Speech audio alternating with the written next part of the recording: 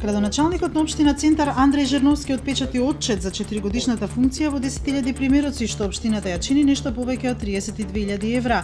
За политикологот Петар Арсовски има елементи на злоупотреба. Тоа е таа сива зона која излегува од границите на политичката пристојност, особено скапите отчети се нешто што Жерновски ги критикуваше кога тоа го правеше во МРДПМН, вери Арсовски за Нова.